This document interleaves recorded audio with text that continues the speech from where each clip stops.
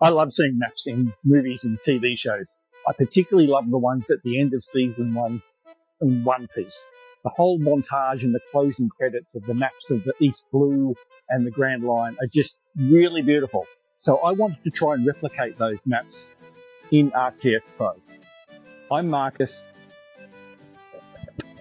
and I love making maps.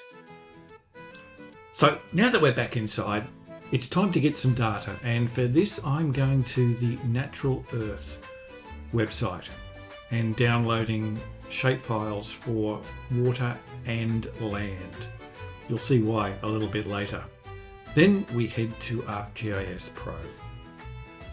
And I've brought those shapefiles in and focused them on Southeast Asia, with just a bit of Australia peeking up there on the bottom.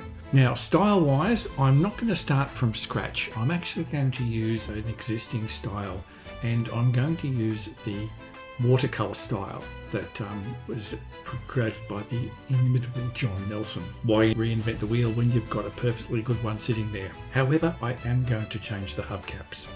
In this case, that means delving into the styles properties and having a bit of a fiddle.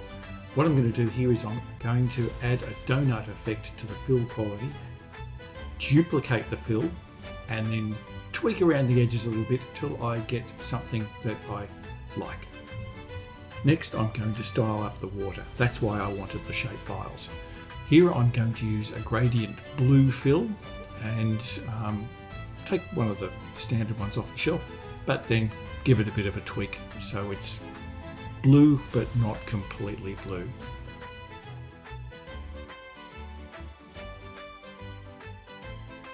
Next, I wanted to add some of those compass elements that you can see in the closing credits. To do that, I'm going to take a bit of a lateral approach.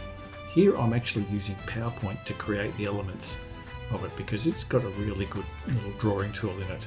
From that, I'm taking the elements, whacking them into GIMP, which is my favourite my favourite graphics editing tool, and mushing it all together into a point that I can then bring in to a couple of random points that I've created and put them on the map.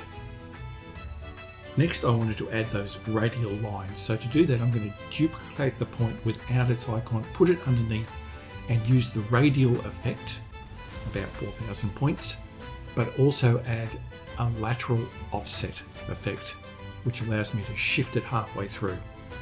That gives me a beautiful line that goes either side of that point.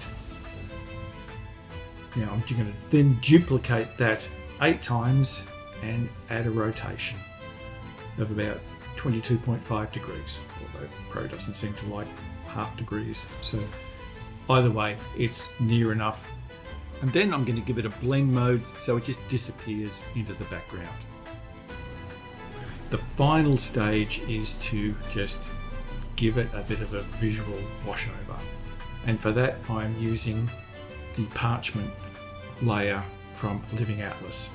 Not doing anything to it at all, just putting it in there, and it just makes the map look like I wanted. I'm going to continue working on this one. We've still got the Grand Line to explore, but until then, here is Southeast Asia masquerading as the East Blue.